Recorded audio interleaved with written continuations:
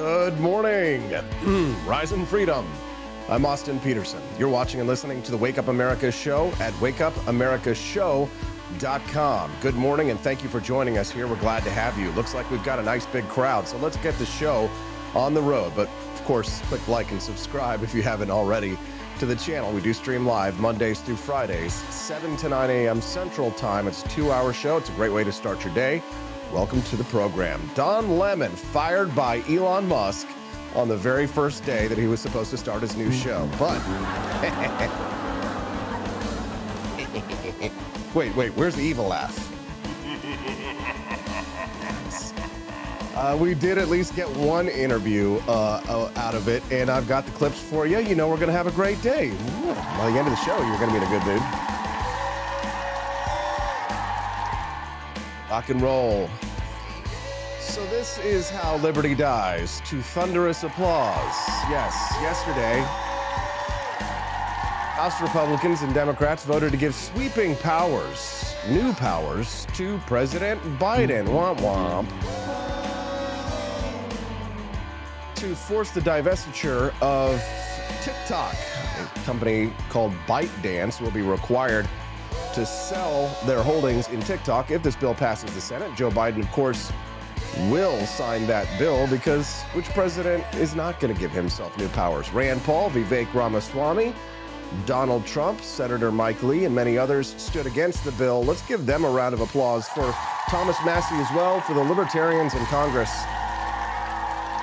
who will stand against it. We'll see what happens in the Senate, but my guess is anything that takes more freedom away is probably guaranteed to pass. If it's bipartisan, then, well, it's bull. And you know how we feel about such a thing like that. We're glad to have you here on the Wake Up America show. Lots of storms here in the Midwest. It's a little bit of a flickering for power as I'm hearing thunder crashing overhead. So if for some reason things just kind of go boo, boo, boo, boo, goodbye, we are having some pretty severe thunderstorms where we broadcast from in Jefferson City, Missouri, right across the street from the Capitol. At 8 o'clock this morning, Camelia Peterson will be joining us on the show, Peterson, for the lovely, rare Camelia. She'll be joining us to talk about how artificial intelligence is bringing back to life your dead relatives. It's kind of creepy, but we'll have her explain it to you, that new technology, at 8 a.m. and talk about the implications of such. Bit of a psycho journey at 8 a.m. Central Time. If you'd like to hear that conversation, if you've got a lot to do this morning, some of you might be getting your kids ready for school, for example, or just busy making breakfast even for yourself, make sure you come back at 8 a.m. to hear that interview. I'm looking forward to the interview that we have at 8:30 a.m. Central Time. Charles Sauer, he's an author and an economist. He's the president of the Market Institute. He's going to talk about his new article this week in Real Clear Markets about the related news of the day with the TikTok ban. We're going to get an economist's thought on that, and it should be a very enlightening interview, his very first time on the program, so I hope you will join me in welcoming Charles Sauer this morning on the show at 8:30 a.m. Central Time. All right, well, let's just get into it. A serene Don Lemon on Wednesday night returned to CNN, the network that he was fired from last year, womp womp, to discuss Elon Musk abruptly firing him from his subsequent gig on X just 2 hours after he sat down for the interview. Oh, Don. Poor Don Lemon. Poor Don Lemon. We've got the clips. I'm going to play them for you here in just a moment, but let's get through the story first. So he's asked on this CNN interview what set him off, and Don Lemon replied, "That's a good question for Elon Musk. Frankly, I don't know," said Lemon. "I don't know, Margot." Burnett flashed a statement from X saying that it reserved the right to make decisions about its partnerships before also playing clips of Musk talking about the importance of free speech on a social platform. So, of course, CNN does the hit piece to ensure that they make Elon look as bad as possible. Lemon, he's 58 years old, by the way, who said his interview with Musk, 52, was tense at moments, replied that the CEO's comments about free speech might just be talking points. The former CNN anchor Lemon expressed surprise that Musk canceled his deal with him 24 hours after the interview. Oh, I can't wait to play it for you. It's a juicy one. It's a juicy interview. We'll play it for you in just a moment. I know we'll tease it out first, though. But Lemon did tell Burnett that a public square like X should not be privately owned. And that freedom of speech doesn't mean as much to Musk as it does to him. So you want to take, on one hand, he says the platform should not be privately owned where people engage in free speech. And then in the same breath says that freedom of speech doesn't mean as much to Elon Musk as it does to him. You can't make this stuff up. Yes. So if you're just tuning into the Wake Up America show, looks like the numbers are nice and high, climbing over on Rumble. We just Rocket Man. I think it's because of two things. One, Rumble likely featured us on the front page. And two, I'm sure that we've got a lot of big fans of Senator Rand Paul here, and you'd like to have a conversation about this TikTok bill. I want to hear your thoughts on it as well. Feel free to disagree with me. I have been wrong before. So you can send in your opinions at the phone number that you see down there on your screen. Oop, let me get the coffee box out of the way. 573-319-1586 is the text line. That's 573-319-1586. And for those in the know, if you listen to the show later, the audio podcast, then you can text me too because I later because I check those out. I check those out at any time, night or day. So again, 573-319-1586. We'd love to hear from you this morning on your thoughts on the potential for the forced divestiture of TikTok. Now, that's what they say. This is just a bill to be used to force divestiture, although I disagree. And I will play for you this morning some clips, and we're going to talk about some of the opinions that people have had for it. People are saying Donald Trump has been bought. They're accusing Senator Rand Paul of being bought. I mean, so we're going to hear from a wide array of opinions this morning on it, and you can have your voice heard again, too, at that number on the screen. Now, I do want to say, of course, thank you to Rumble.com for having me be a part of the Creator Partner Program in the last month. That program did end today, which means we are multi-streaming again to build the largest audience that we can possible. But I will say that for all of my hardcore fans and super fans, that I would like for all of my fans who can't watch, if you can't watch it on Rumble, then obviously it's available in other places. I won't say those places because out of respect to Rumble, but I will say that I would like my fans and people who appreciate this content that I produce to please gather at rumble.com because they have been good to us. However, of course, as someone who's been canceled many times before, I am going to try and multi-stream as much as possible to other networks. So you can comment on other networks as well, and I will be monitoring the comments and the chats over there as well. But if you'd like to join us at rumble.com, it's rumble.com/AP for Liberty. All right, well, let's talk about the news. Don Lemon, you guys, it's the clip that you've all been waiting for. Here's Don Lemon taking on CNN. Don Lemon talking about his interview with Elon Musk at CNN. Take a listen to this. Do you believe that X and you have some responsibility to moderate hate speech on the platform? That you wouldn't have to answer these questions from reporters about the Great Replacement Theory as it relates to Democrats? I don't have to answer these questions. The Great Replacement Theory as it relates to Jewish people. Do you think that? I don't have to answer questions from reporters. Don, the only reason I'm doing this interview is because you're on the X platform and you asked for it. Mm-hmm. Otherwise, I would not do this interview. So you don't think? Do you think that you wouldn't get in trouble or you wouldn't be criticized for these things? I'm criticized constantly. I could care less.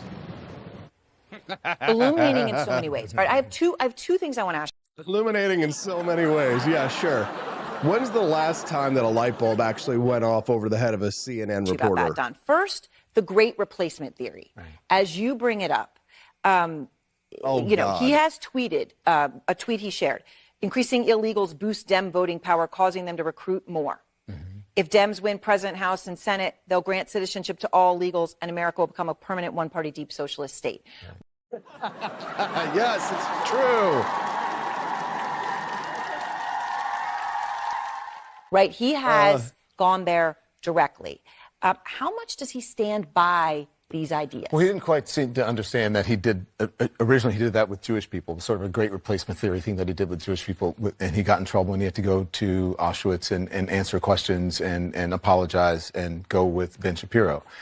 But when you say he had to, Don Lemon, The problem with your phraseology there, and I got no problem with Elon Musk hanging out with Ben Shapiro or going to Auschwitz, but you had to implies that he was forced to do it because he had engaged in wrong think in some sense. Are you guys getting that same thing? Did you get that from what the way Don Lemon phrased that? He had to go. Wait a minute. Can we back it up just a moment? How much does he stand by these ideas? Well, he didn't quite seem to understand that he did originally he did that with Jewish people, sort of a great replacement theory thing that he did with Jewish people, and he got in trouble and he had to go to Auschwitz and answer questions and apologize and go with Ben Shapiro. But he doesn't understand. See that? If you wanted to make it sound as if Elon Musk was right and that there's some kind of like Jewish conspiracy trying to force illegal immigration into the United States in order to replace white people here with minorities who will vote Democrat, you couldn't have phrased it better than the way Don Lemon just phrased it. That sort of rhetoric that he talks about, the Great Replacement Theory and migrant invasion, that's what radicalized shooters use in their manifestos. Those exact words. The people who go and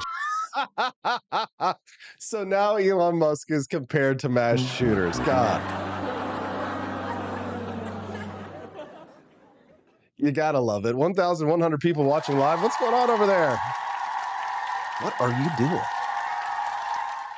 You love to see it. Do me a favor, though. Click like and follow the channel in case you forget tomorrow morning who I am, Austin Peterson, or AP for Liberty, and you want to watch the show again. We are live Mondays through Fridays, 7 to 9 a.m. Central Time. So click that follow button so you won't have any trouble finding us again tomorrow morning. Tomorrow is going to be a special show.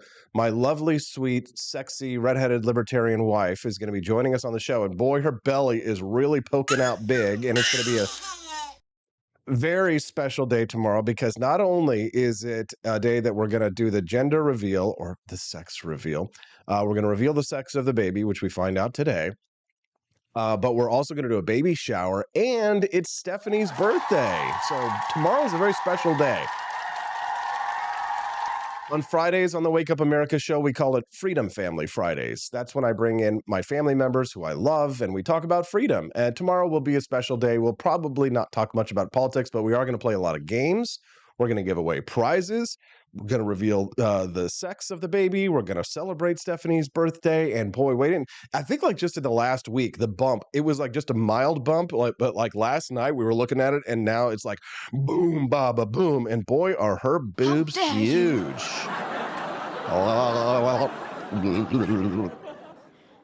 Best part of waking up is giant boobies in your cup, as well as a box of delicious Founding Flavors coffee. Have you visited apforlibertyshop.com yet and gotten yourself a box of my delicious coffee? You know, a lot of people are talking about the Black Rifle Coffee Company controversy. Did they donate to Democrats?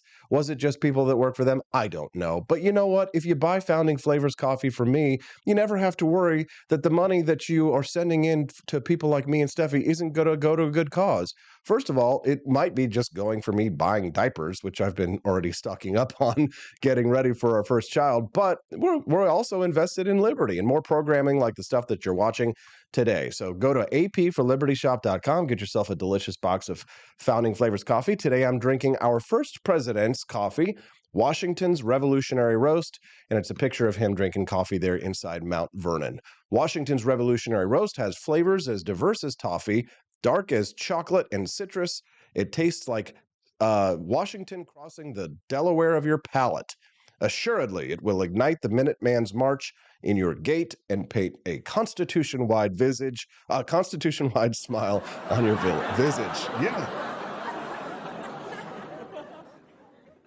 The Wake Up America show, of course, is doing a special. For the last month, we have been running a mini documentary series. It's a bonus content program that you can participate in if you'd like to support the show and help to unlock the bonus content. If we raise at least $50 in Rumble Rants by the end of the show, then you will unlock today's bonus content. And today I'm really excited. I worked very hard putting together this mini documentary today. This week's theme is Kids of Liberty, or the Children of Liberty series.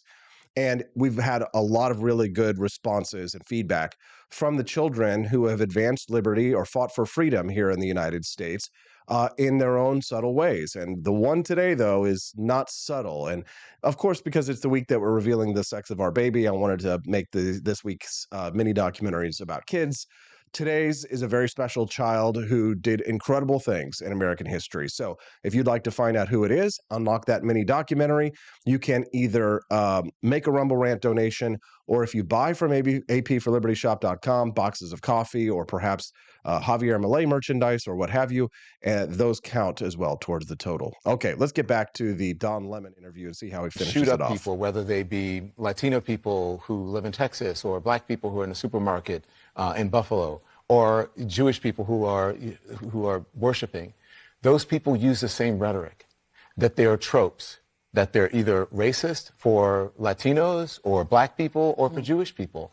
And I wanted to know if he felt any responsibility as someone who has one of the largest social media and information platforms in the world. 250 million people. A 250 million people. I think it's 455 or 500 million users a week. And it doesn't seem that he feels that he has any responsibility with that, because he seemed really averse to facts, that facts did not matter to him. It didn't matter that he... We're so triggered by Elon Musk. I love seeing Elon just taking Don Lemon to task. Do you believe that X and you have some responsibility to moderate hate speech on the platform? That you wouldn't have to answer these questions from reporters about the Great Replacement Theory as it relates to Democrats? I don't have to Democrats, answer these the questions. Great Replacement Theory as it relates to Jewish people. Do you think that? He's got that, that FU money that we all just wish we could have, right? We say, I don't have to answer these questions. He could just say or do whatever he wants. I mean, that's the kind of freedom that we all wish that we had. Real quick side note, I wanted to play this yesterday just because it made me laugh. Did you hear Whoopi Goldberg talking about Donald Trump the other day and entitlements? The bad management of entitlements, tremendous bad management of entitlements. There's tremendous amounts of things, numbers of things you can do. Yeah, we could put you in jail.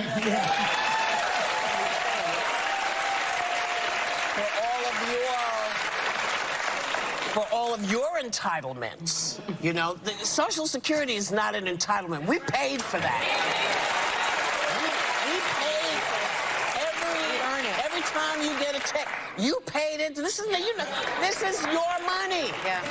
You know, so does he have some supporters so obsessed with the idea of beating Democrats that they're not focused on what this man is saying he is planning? So the Democrats, like Whoopi Goldberg, are suggesting that they could arrest Donald Trump if he touches entitlements, but Social Security is not an entitlement. It's interesting. One of our listeners texted the show just now at 573-319-1586. Again, that text line is open at 573-319-1586. Let us know what's on your mind at that text line. One listener texted in, says, I think you should either say how the bill could be made better or come out, talking about the TikTok bill, or come out and say you want to protect the CCP's ability to manipulate what information people in the U.S. see. I would like to protect, that's called a false dichotomy with a red herring, by the way. I want to protect the American people's ability to see the information that they want to see. I've got a news flash for you. Propaganda is free speech. As a matter of fact, what you're listening to right now, the Wake Up America show, is libertarian propaganda.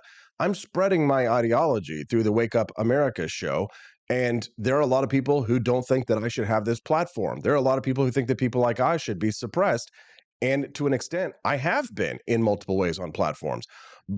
But that's called private property and free ownership. When YouTube demonetized me last year, Rumble.com stepped in and offered me another platform to give me the opportunity to have free speech. Some platforms will support free speech and some of them will not. Some of them will broadcast state propaganda and some of them will not. Let me ask you a question. Do you know that many of your favorite conspiracy theory show hosts are broadcasting Russian propaganda? Do you think that we should shut down those propaganda agencies? Because I guarantee you that several of your very favorite top right-wing show hosts are taking propaganda directly from the Kremlin and spreading that just as much as the Chinese Communist government is spreading propaganda on TikTok. How about this? How about instead of you being a shitty parent, how about you try this? I know this is a radical idea. How about you be a good parent and take care of your own children? Why don't you actually, instead of asking the government to step in and be the parent of your children, why don't you actually step up and take some responsibility for yourself and take control of what your kids are looking at online?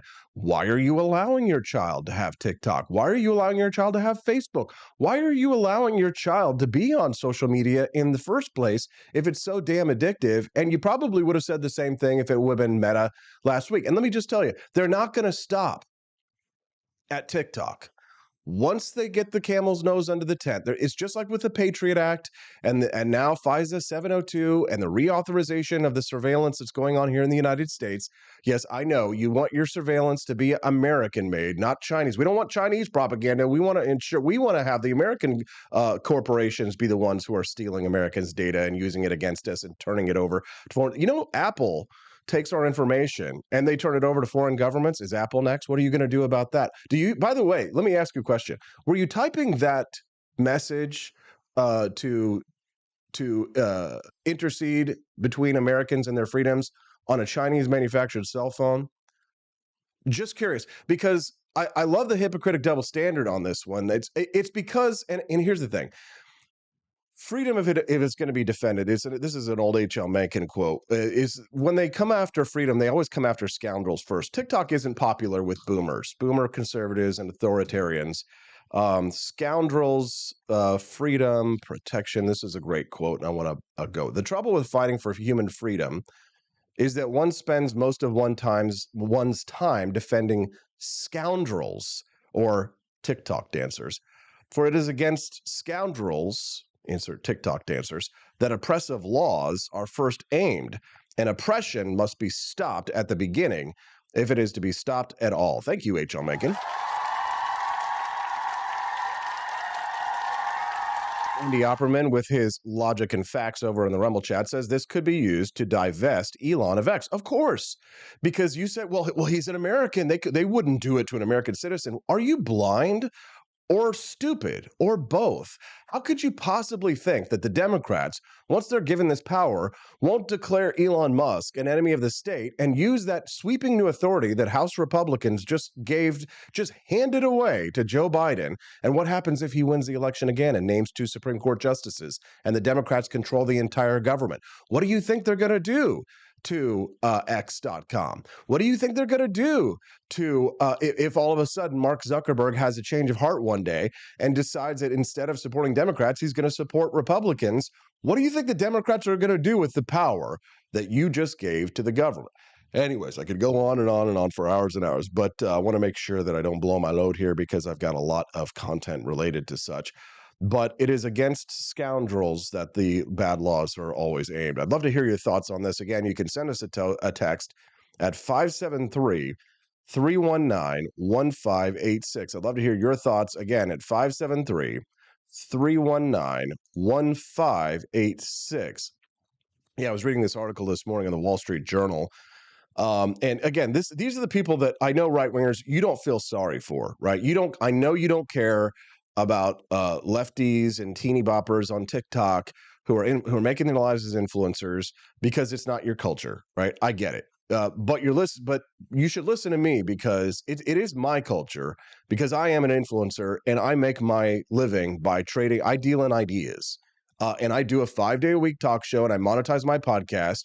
And the birth of my upcoming child rests, the livelihood of my child rests on my ability to engage in free speech online. And that might even include TikTok. Now, I don't use TikTok very much. I have an account there. I had an account before and it got shut down. I started a new one, right? I don't use it very much, but I know that I should, because every marketing podcast that I listen to says that this is an audience, you need to be there, and I need to be agnostic on what platforms that I use, because the reality is that you never know where the winds of change are going to come in this new digital technology. I know this isn't your world, right? And I know that your livelihood doesn't depend on it, right? You're still, wheeling ice buckets around, like taking around horse and buggy or something like that, right? But slowing the rise, the new Luddite movement here in the United States. The problem with populism has always been the anti-intellectualism component, right? So they fear new technology, and this is why conservatives lose the culture wars in large part. Not all conservatives are so backwards on tech and not connected, but for the most part, conservatives, because of their fear of the new, because of their fear of technology, we are losing the race for artificial intelligence, just like we lost initially the race for platforms. Thank God Rumble.com actually announced the launch of their new cloud software program, and great, glad to see it.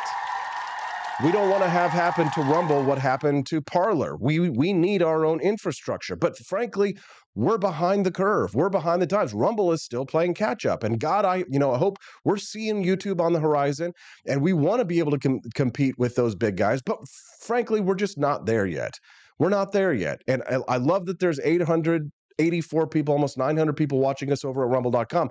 But if you're a Rumble user, you know this. You know that we're not quite as big as the big tech guys in Silicon Valley just yet. We have to work hard to get there, but we are playing catch up. Why are we playing catch up? Well, it's because anything new tends to freak the type of people who are backwards looking out, not the type of people who are forwards looking. Progressives, they jump on board. They get it. They built the infrastructure of the internet.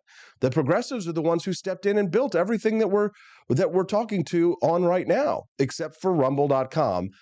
But we had to come later, and now we're playing catch up.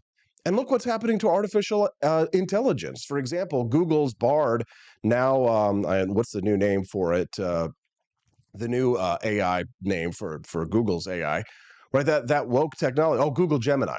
That woke technology, they wrote it. The left is writing the code for the future internet. And what are we doing? We're trying to ban it. We're trying to use government to give more power to our enemies who control the government. Right? We are just 2 heartbeats away from a complete and total democratic tyranny in this country. And the House Republicans are stepping up and doing everything that they can to hand more power to the Democrats so that they can have total control of everything, these platforms and more. Yeah, sorry for the rant there. If you're just tuning into the Wake Up America show, we're glad to have you here. Click like and subscribe to the channel, especially if you're a big freedom lover like myself. If you stand with Rand Paul, if you stand with freedom, I'd love to hear your thoughts.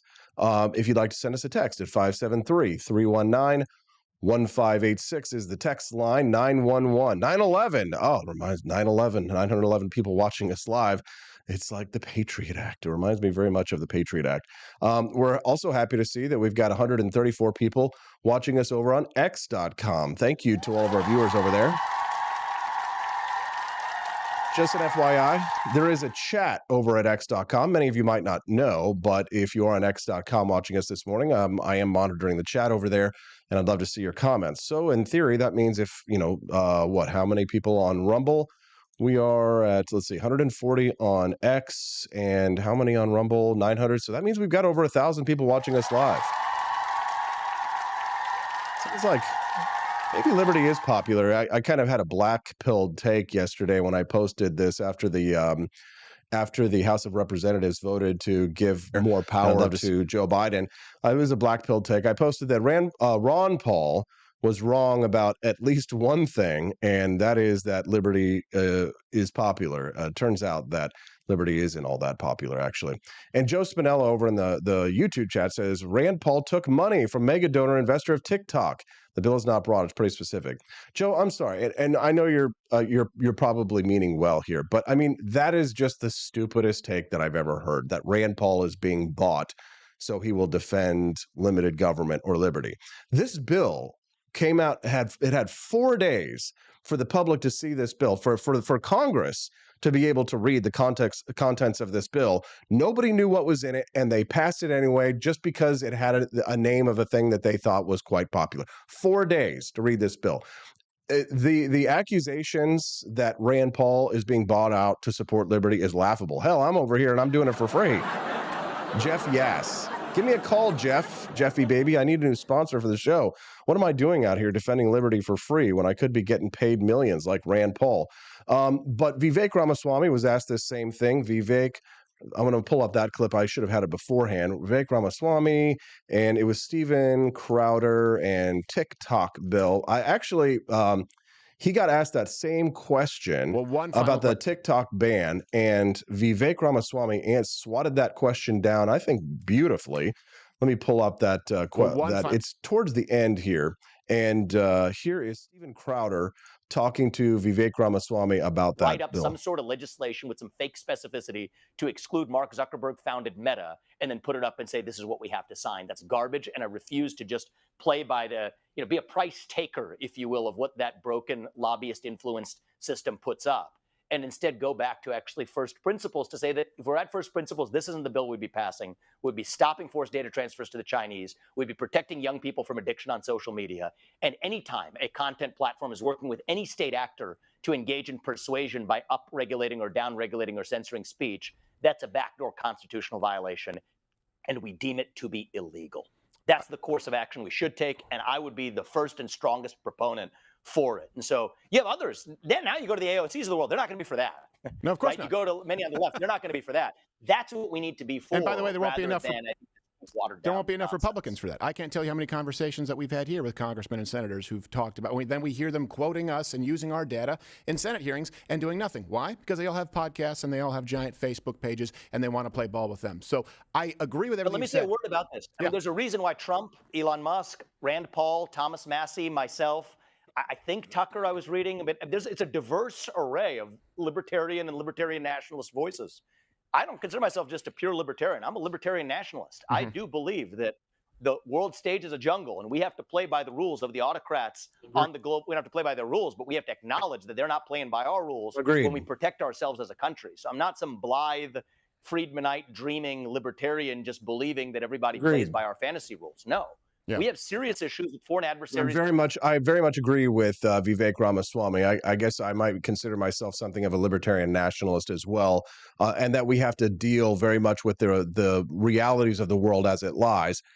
They're building up. He's building up right now to his response on this TikTok bill, and then Crowder is going to make that same accusation at him that he's bought, and you'll see how Vivek responds. That we actually need to deal with, but don't be duped into tricking ourselves to think that we did it when we didn't, while actually behaving more like the adversary in the process. That's where I land. Well, one final question, and Vivek, you know that we love you, appreciate you, of course.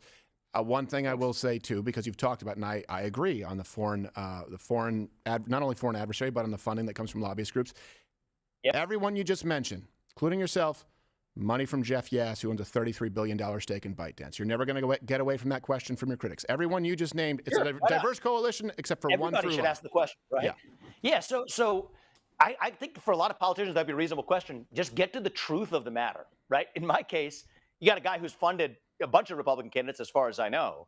You got, in my case, just look at the facts. People know what my net worth is. It's public. Look at how much I put into the campaign. It's public, too. Yes. Do you think that the positions that I've taken in the campaign, do you think that those have been ones that have earned me more donors or lost me more donors? Pause. Consider that for a moment. Chew on that this morning, along with your cornflakes, as you're sitting down this morning at the breakfast table, watching us on your mobile phone, mobile device, made in China, by the way, and chew on that for a moment, right? Do you think that the positions that Vivek Ramaswamy takes are the kind of positions that really attract big donors? A lot of people are out there, they really want to fund libertarian nationalists. Oh, yeah, there's a lot of money in that. And pause for just a moment. Let's consider the fact that Vivek Ramaswamy is already rich. Donald Trump is already rich. And I love the fact that Donald Trump's supporters accused him of being bought. They said in 2016, his biggest supporters said, Donald Trump is so rich and powerful, he can't be bought. Donald Trump can't be bought. Then Donald Trump does something libertarian, and all of a sudden he's bought. He's bought. He's bought. Listen, bitches, there ain't no money in supporting liberty, okay? There's a few pennies here and there. When the revolutionary patriots had to go and kill them some redcoats, they were scraping by. We got lucky that France stepped in and offered us a little bit of a hand up in 1776. But if we hadn't had somebody step in and fund us, there would be no United States of America. So yeah, there's got to be funders for libertarian causes, at least a few. But the big money is in big government. I probably lost tens, if not maybe even $100 million plus donations over the course of the campaign because of positions I took on foreign policy and elsewhere. And I put 30 million of my own, and probably would have put a lot more on if I stayed in the race. So if everyone has to make their own judgment, but well, it's a lot of money I put in. I can't say what a lot of what someone might have consumed. But what I will say is that people should make their own judgments, right? Think for yourself, think independently. And I just encourage you to do the same thing with respect to who's actually putting up this particular bill. And I do think that it's important not to see the equivalent of me in this debate would have been to say, not make any other points I made, but just say Facebook is funding the bill and that's it. Right. Not offer any other counter argument on the merits. Facebook is funding the bill, by the way. Facebook spent a lot of money trying to get this bill put together. And you didn't. Okay. Well, that would be like an ad hominem attack on Facebook. Right. But you can't use that as a substitute for engaging on the merits. Right. So if you want to say that, any of these politicians or myself or whatever else was supported by some guy, great, say it. But then don't use that as a substitute for engaging on the merits. I agree. Because the merits should be governed. I agree. And I do think very important merit would be that entire coalition. Let's engage on the merits. Let's engage on the merits of the bill. Here's Nancy Mace. She says those against the TikTok ban: Donald Trump, Elon Musk, Tucker Carlson, Rand Paul, Mike Lee, Thomas Massie. Quote, liberal is the word I would use to describe them. But if that's what you're going to do, maybe reading comprehension isn't your thing. God bless you, Nancy Mace. We like you very much. We like you. Did you see that appearance of Nancy Mace on George Stephanopoulos' show over the weekend where he tried to smear her by using her rape as political fodder for why she shouldn't support Donald Trump? He's a piece of trash. Trash. Thank you, Nancy Mace. And Senator Rand Paul, his statement on the House TikTok ban. He said, the passage of the House TikTok ban is not just a misguided overreach, it's a draconian measure that stifles free expression, tramples constitutional rights, and disrupts the economic pursuits of millions of America. I stand with Rand. In Tyga, she says, love Vivek. Yes, we do. We love Vivek as well. Love us some Vivek. Hearts. With an iron fist, Congress dictated an unrealistic and narrow path for divestment, says Rand Paul, effectively banning TikTok and ignoring its substantial investments in data security. This act is not securing our nation. It's a disturbing gift of unprecedented authority to President Biden and the surveillance state that threatens the very core of American digital innovation and free expression. Yeah. Love me some Rand Paul. Senator Rand Paul's avatar in the House of Representatives, Thomas Massie, says the so-called TikTok ban is a Trojan horse. The president will be given the power to ban websites, not just apps. God! No, God, please, no! No! No! No! The person breaking the new law is deemed to be the U.S. Internet hosting service or App Store, not the foreign adversary, meaning that this bill isn't targeting TikTok, it's targeting Google and it's targeting Apple, right? Here's the link, or here is the, pulled up on your screen, if you can see, the text of the bill. This is the power that House Republicans voted to give to Joe Biden. The term, quote, foreign adversary controlled application means a website, right? Not just an app. They gave him the power to control websites as well. So you thought that this was a ban or a divestiture of TikTok, which is an app. This means a website and a desktop application and a mobile application or augmented or immersive technology application that is operated directly or indirectly. Then here's the next page. Thomas Massie calls our attention. It shall be unlawful for an entity to distribute, maintain, or update a foreign adversary controlled application by carrying out within the land or maritime borders of the United States any of the following: providing services to distribute, maintain, or update such foreign adversary-controlled applications by means of a marketplace. They're going after the app stores. They're not going after the app directly. They're going to force Google and Apple to comply, providing internet hosting services. So they're going after your hosting services, like the one that Rumble just launched.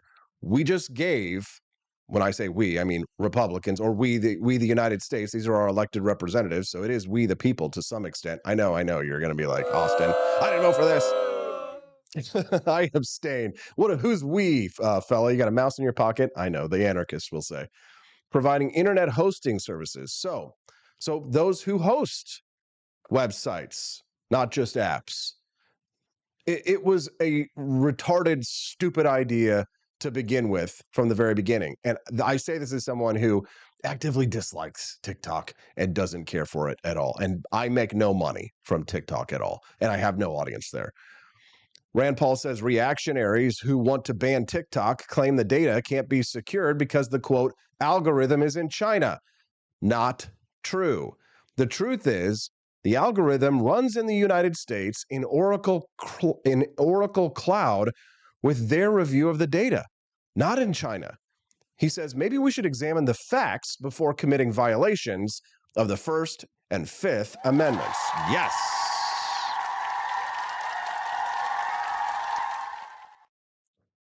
He continues, they want to ban TikTok because it's, quote, owned by China. Not true. 60% of the company is owned by the U.S. and international investors. 20% is owned by company employees, including over 7,000 Americans. The CEO of TikTok is from Singapore, not China. So ask yourself why they keep repeating this lie to scare you. Give it up for Senator Rand Paul. Vivek Ramaswamy convinced Senator Mike Lee in real time on an interview in the Benny Johnson show not to support the bill. Let's listen to what they had to say. Something I did want to touch on here briefly with both of you is the TikTok ban. That just passed the House. Your thoughts on it? Starting with Vivek?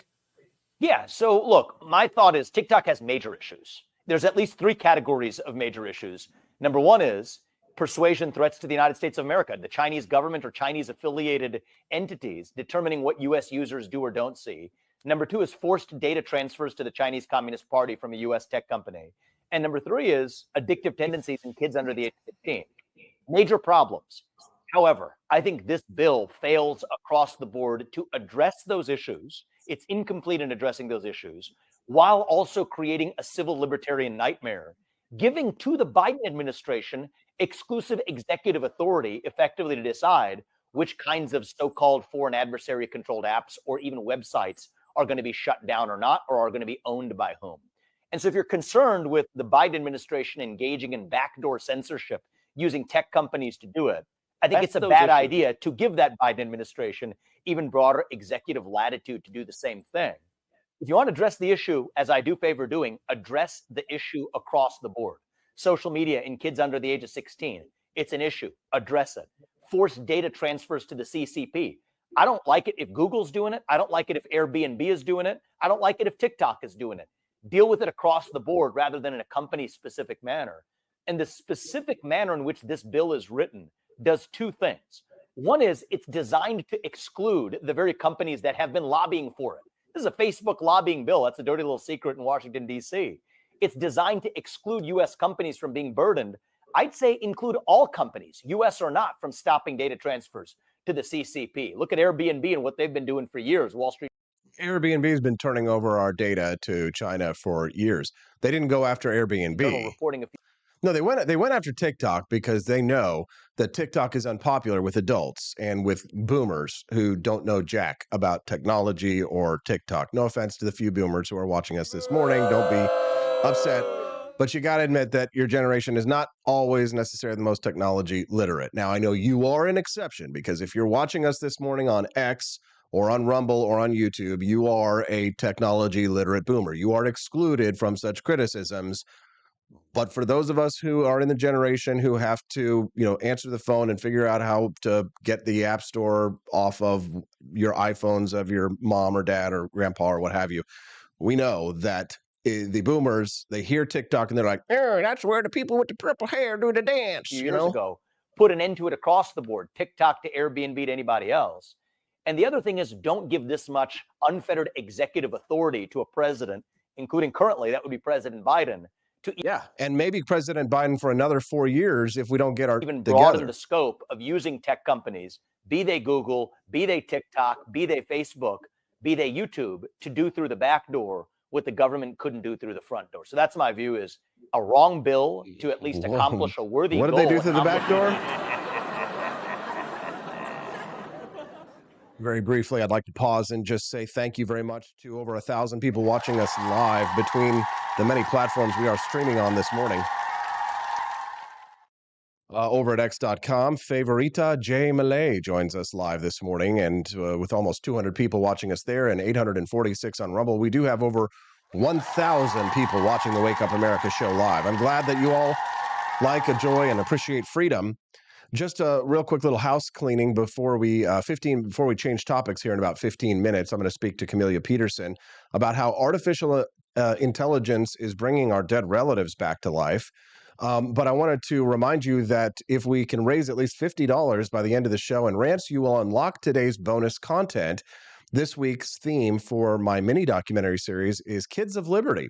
It's showcasing children who have made contributions to American freedom. If you'd like to help unlock that bonus content, you can support the show in a couple of ways. One, either make a Rumble rant. You can also, if you're watching one of the, I think 9 people watching us over on YouTube today, if you're one of the very few over on YouTube, you can make a super chat over there to help support the cause.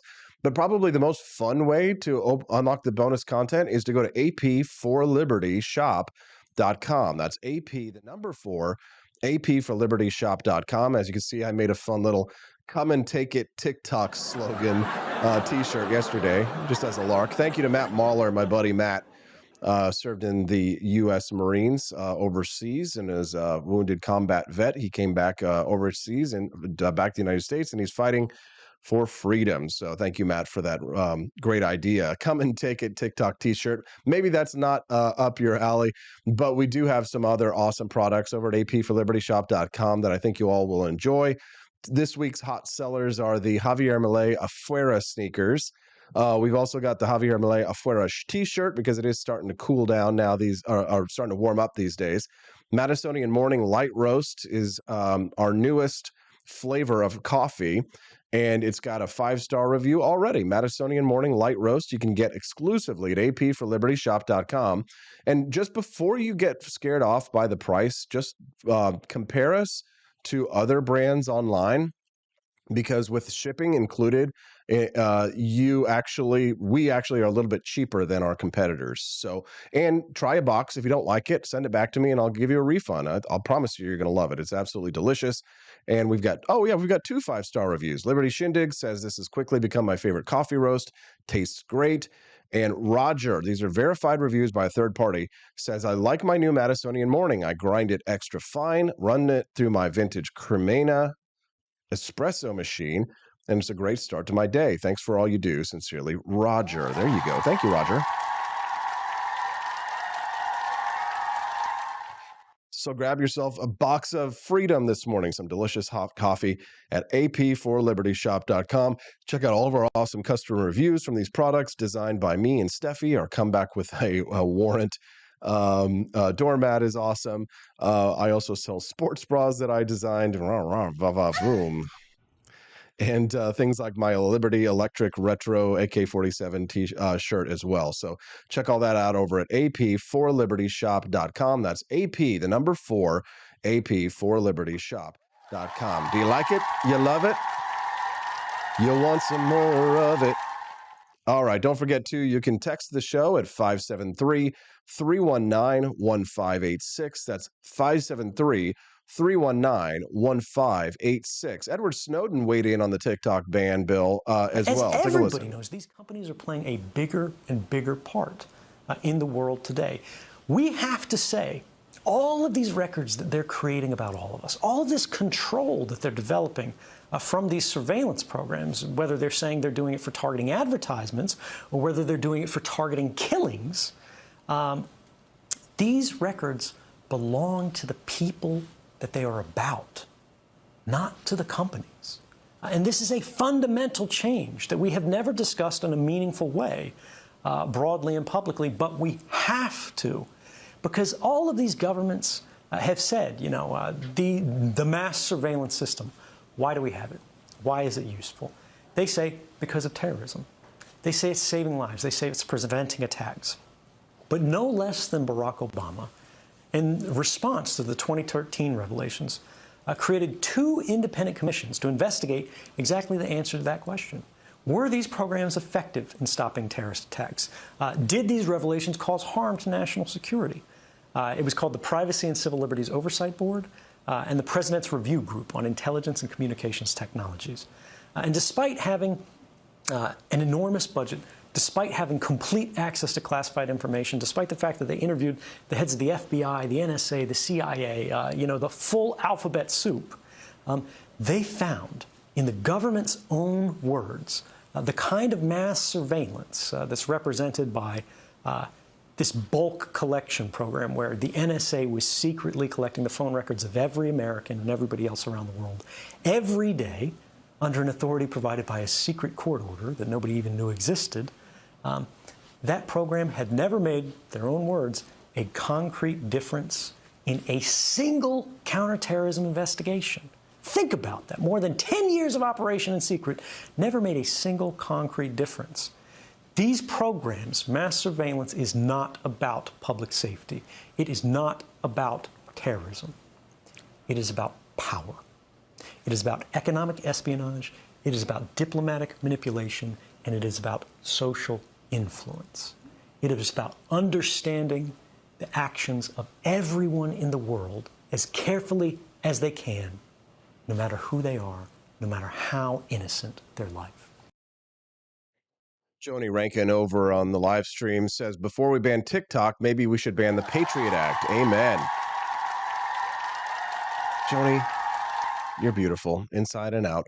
That was Edward Snowden. We can only hope that Donald Trump will pardon him when he gets in office, as well as Julian Assange and Ross Ulbricht. But I'm curious to hear what Camelia Peterson has to say about this and other things. We're going to talk to her in just a few minutes. We'll get her take on the TikTok bill. She does have 2 daughters who love to be online, so we'll be curious to hear her thoughts as a parent. And then I'd like to talk to her about this new artificial intelligence technology that's come out that can bring your dead relatives back to life. It is something that we should probably take a look at. Not banning, but at least having a conversation about what this means for humanity. Camelia Peterson will be joining us live at 8 a.m. Central Time, so about 8 minutes from now. We'll hear from here on this. Well, let me have Vivek Ramaswamy and Senator Mike Lee continue their conversation on this surveillance the right way, bill. Ban the behavior rather than playing whack-a-mole one company at a time. I'm sure, Senator, you tend to agree. Your thoughts? Yeah, look, Vivek and I rarely disagree, and we do not appear to disagree at all here. One of the many things that he touched on that always needs to be mentioned is what relates to the separation of the powers between the 3 branches of government. When we find Congress constantly legislating by granting authority to somebody else to act, to in fact create a law in effect, authorizing the president to exercise sweeping authorities that could affect not only this one company, but many others, that should always be a risk. Now, Vivek also correctly points out there are some issues with TikTok, issues that I think we need to get to the bottom of. This legislation, the one that just passed the House, passed, I believe, without a single legislative hearing. We certainly haven't had any kind of full legislative airing of this legislation on this. So no real debate before they pass this bill, and yet people out there on the right are supporting it with thunderous applause. And that's not the kind of thing you want to be messing around with, especially when you're pitching something as an approach to ban a particular business enterprise. That's dangerous. Now, I'm going to listen to the arguments, and I expect to get some classified briefings on this. But when you push something this quickly, you got to make sure that you know what you're pushing. It'd be interesting to see what happens with the Senate. Give it up for Senator Mike Lee there. You love to see it. You love to see it. The Wake Up America show is brought to you by viewers and listeners just like you. If you've been enjoying this content this morning, and I know for many hundreds of you who are tuning into the program right now, this is probably your very first time watching the Wake Up America show.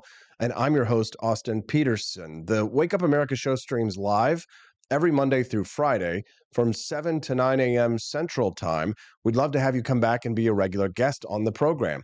Just a heads up, tomorrow's show is going to be a little bit different for those who might be coming back tomorrow. Make sure you click that follow button on Rumble or subscribe to the channel if you're watching us on any of the other platforms where we might be streaming.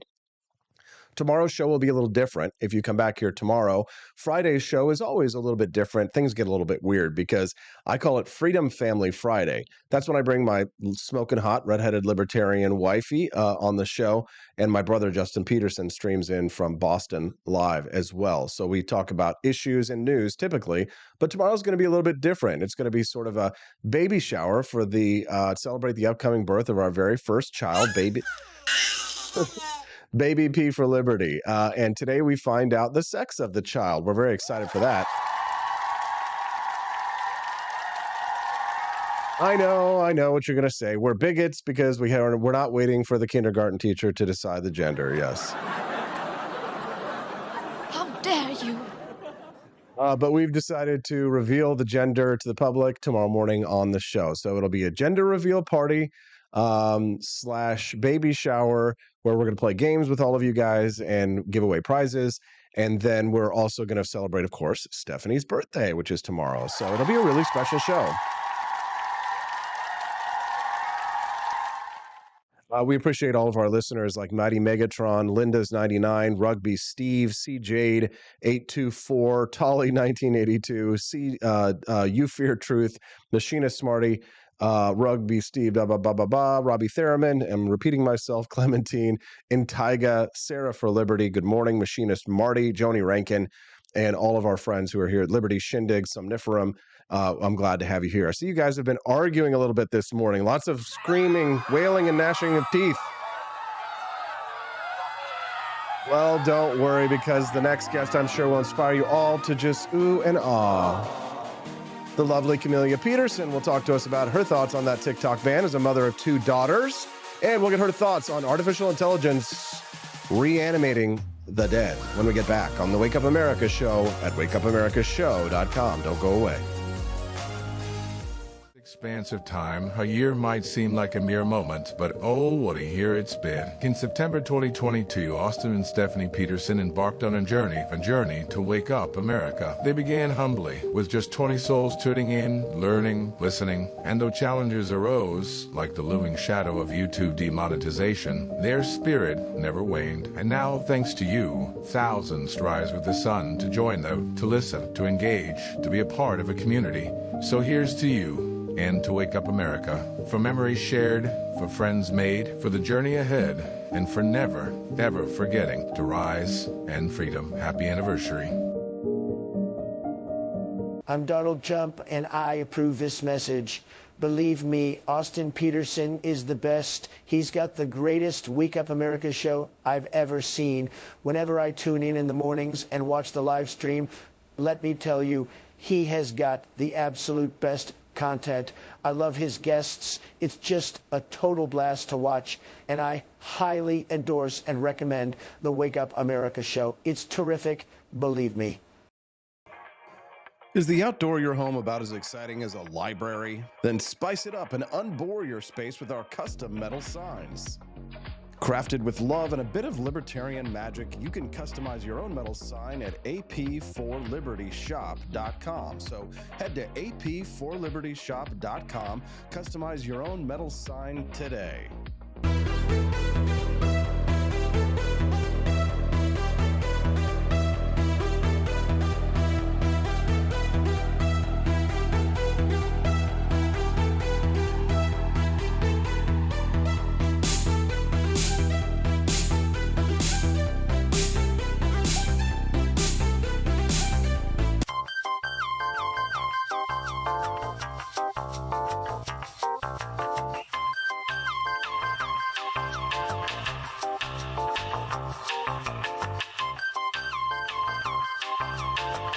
Welcome to a world of vocal discovery at Peterson Voice Studio. I'm Justin Peterson, here to guide your musical journey. Envision a place where your voice reaches new heights, where every note tells a story. We embrace all singers, from the enthusiastic shower vocalists to aspiring stars, ensuring each voice finds its unique rhythm and tone. Are you ready to elevate your voice? Visit PetersonVoiceStudio.com and sign up for remote lessons tailored just for you. Let's begin this melodious journey together.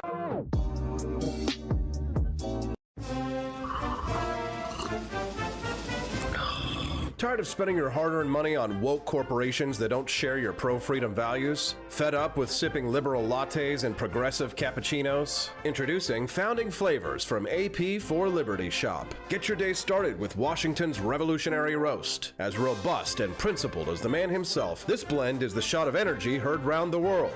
Or maybe you want to taste the fervor of freedom with Adams's Patriotic Perk. It's as dynamic and balanced as the U.S. Constitution, sure to awaken your spirit of liberty. For the aficionados, we've got the Jeffersonian Java, a complex mix of flavors that speaks volumes about your refined tastes. And don't forget Betsy's Liberty Lullaby, our decaf option, crafted with the same care and dedication Betsy Ross put into our Star-Spangled Banner. This blend lets you enjoy the taste of freedom anytime without losing sleep. No woke beans here, folks. Just pure, patriotic, pro-freedom flavors brewed with love for liberty. So why compromise your principles for a cup of coffee? Stand up for your values, perk up your patriotism, and start your day the American way. Get your Founding Flavors at apforlibertyshop.com.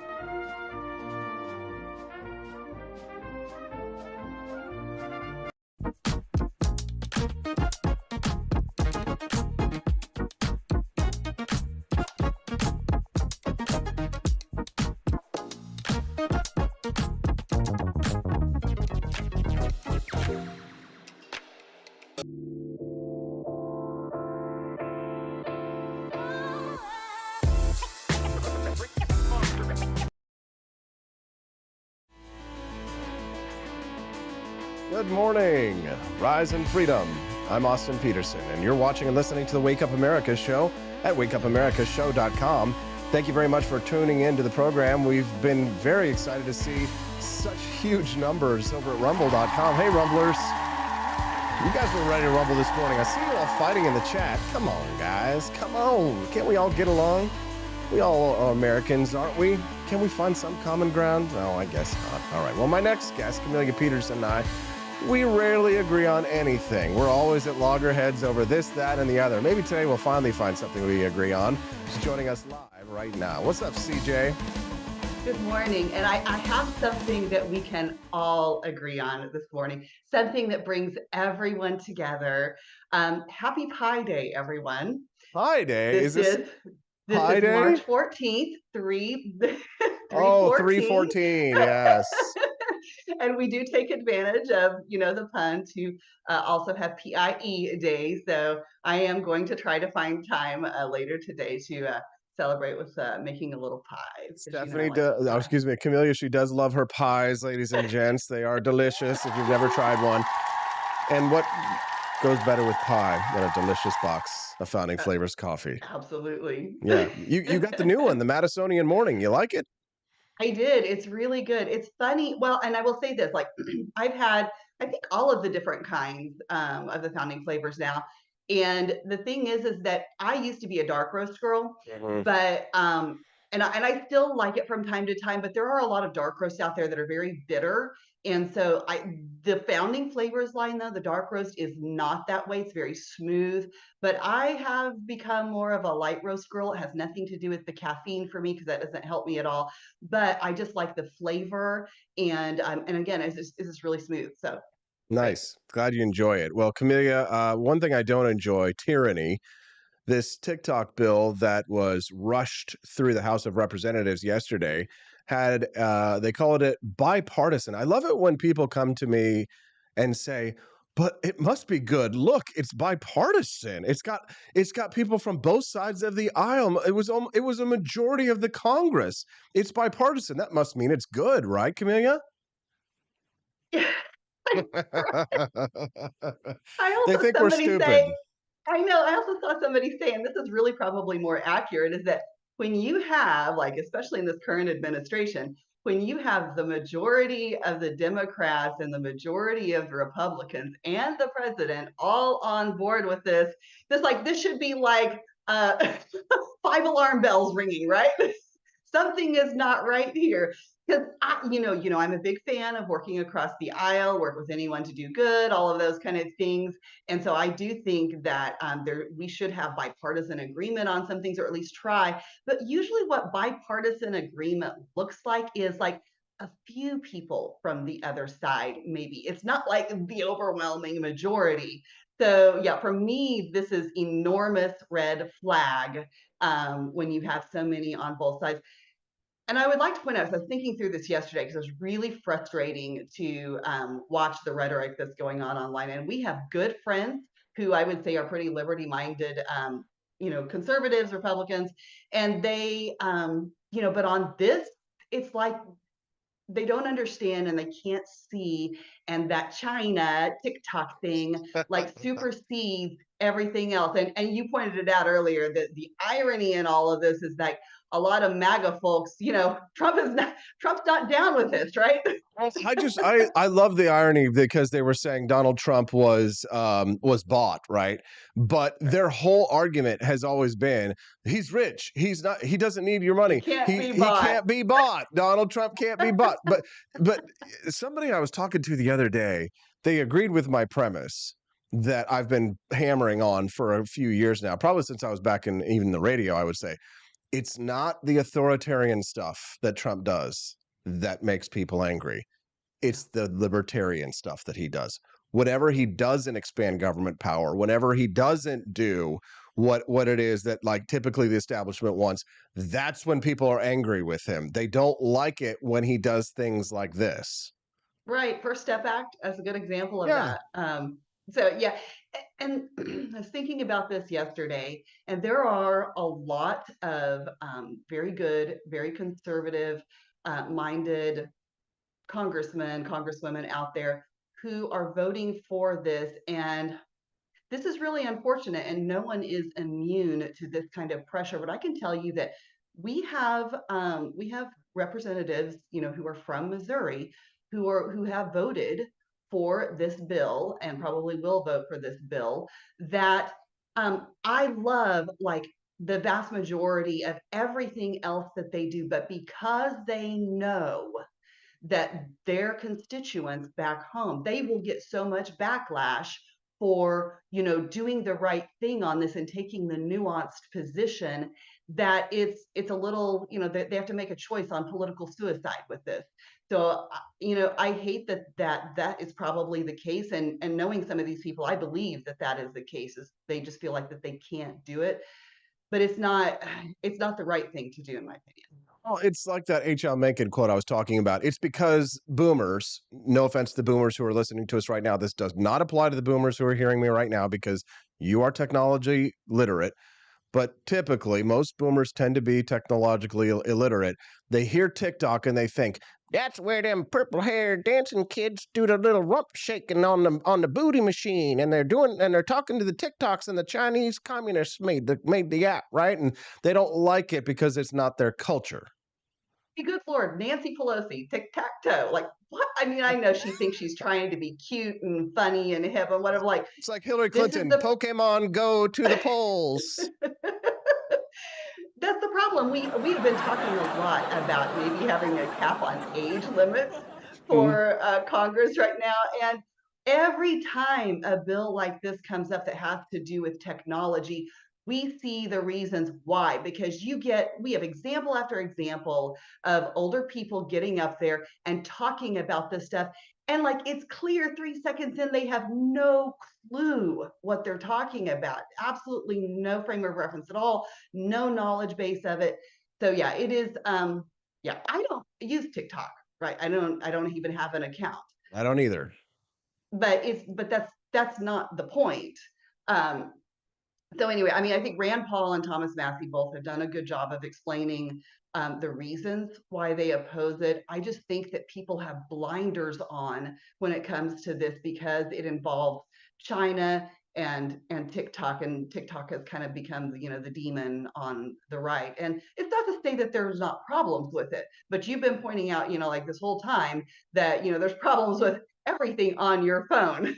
So Yeah, your phone's made in China. If people think that they're going to prevent the malign governments from accessing their data on their smartphones by having Congress pass a bill to try and force TikTok to divest, I mean, I've got stock in the Tuscumbia Bridge Company here in mid-Missouri to sell them. Some oceanfront property here in Missouri to sell them as well.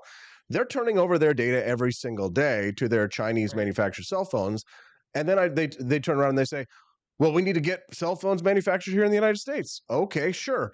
That'll be $15,000 per phone, please, right? People just do not understand how important to every single day to their daily lives, the power of international trade. They do not understand it. They do not respect it. But if that rug was ever pulled out from underneath their feet, these fat, jolly Americans would be fat, but not very jolly. yeah, be careful what you wish for. I mean, it's depressing sometimes how the right has started to move towards being, you know, anti-free market, anti-free trade, and Anti-capitalist. just last Saturday night, I listened to one of our senators give a barn burner of a speech and said a lot of great things. But then he started talking about anything to do with China, and he literally outright, no, not even hinting at it, said that, you know, he said when people start talking about free trade, he knows something's wrong, and that's like a red flag for him. So that's just. I was like, okay, I was ready to say nice things about you, but I'm done now. No. The chat this morning has been really active. It's been awesome to see. Over on rumble.com, a couple of new faces and friends this morning. Nice to meet you, Steve CRA and Antiga. She says everybody should hit that like, y'all. Thank you, Antiga. We appreciate that, and it's nice to meet you. Steve CRA says kids will all go to the next best thing if they drop TikTok. Yeah, they're not going back to Facebook. No, heck no. And they're not going back to Instagram either. No, right? they're not. So it just, the thing, well, and so I think, you know, sometimes people thought that Snapchat would be the thing. Snapchat was not the thing. There will always be something else. Now, I will tell you up front, I don't know all of the ins and outs of the solutions, the things that can be realistically done with a company like TikTok to address what I think are very often some very legitimate concerns. And there are some concerns there. But I do know that there are people out there, and I know Rand Paul and Thomas Massie have both talked about this, that there have been solutions that have been offered and that have been implemented. I don't know if they're hosting or their servers or whatever it is are in the U.S. Currently. Anyway, there are solutions that we can take towards that. But one of the things I think people should think about, and if you talked about this, I missed it because I've been kind of in and out. When you have, so Meta is incentivized, obviously, for this to happen, right? This is good for Facebook and Meta. Now, you would think that this would be good maybe for Elon Musk and X too, right? But who's the one out there talking about this and, you know, elevating it and saying, don't do this, this is bad? It's Elon Musk. And the right wants to listen to him when he does great things like freeing Twitter from its communist overlords. But they don't want to listen to him with this. And I think that's too bad because he knows what he's talking about, right? You love to see it. Camelia Peterson joining us live right now. The audience this morning over at rumble.com has been huge. Do me a favor, if you're enjoying the content, do click that like button and follow the channel. If you're watching us for the first time, and I imagine, probably about 800 or 900 of you are watching us for the very first time, we'd love to have you come back and be a regular guest and hear conversations like these. My lovely friend Camelia Peterson joins us live Tuesdays and Thursdays, but the show schedule is every Monday through Friday for 7 to 9 a.m. Central Time. 2 hours in the morning. It's a great way to start your day. I'm your host, Austin Peterson. Do come back and join us tomorrow for a very special episode of the Wake Up America show. Baby showers / birthday party / gender reveal. There's a lot going on tomorrow on the show. Camelia, are you excited? I am excited. Yeah, Baby P for Liberty. No longer Baby P. We'll find out today. It's either Hazel or it's Wade. What's your guess? Oh my gosh. Well, I would love to see it be a boy first because I always love the idea of the big brother, right?